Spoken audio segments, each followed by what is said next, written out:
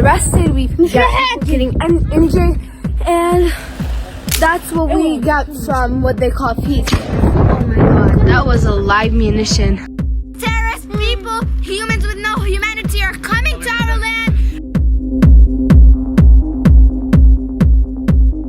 I started journalism at the age of 7 after I've seen so many things happen to my family. I wanted to show the world how we felt when we saw our parents get arrested in the middle of the night, when we saw our friends get killed in front of us. I faced things that I knew that it was not normal for any child around the world to face. Their first and main source of water, which was taken over and occupied by the Israeli occupation and settlers. Imagine yourself waking up in the middle of the night on the sound of gas canisters. It was amazing knowing that a lot of people actually understand and get more educated through these videos, so I continued doing that. Some very simple videos of me speaking in the situation, in the protest, me on the checkpoint trying to go to my school.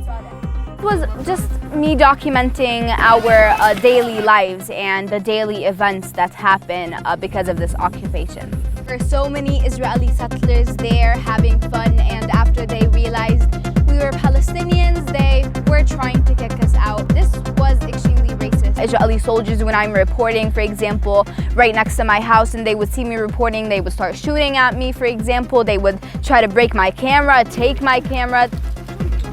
And I got so many threatening messages where they go like, this is your house, this is your way to school, this is your car, we can come kill you at any time. I hope a Zionist bullet would come in the middle of your head. I got a lot of these messages.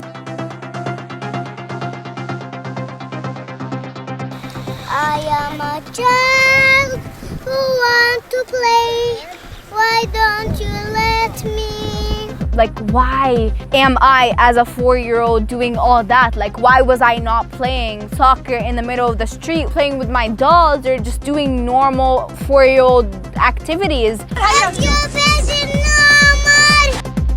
I look at the way a normal 12-year-old is living and a Palestinian 12-year-old. And it even gives me a push to continue what I'm doing to stop the Israeli occupation from violating this generation's or the next generation's childhood the same way that they violated mine.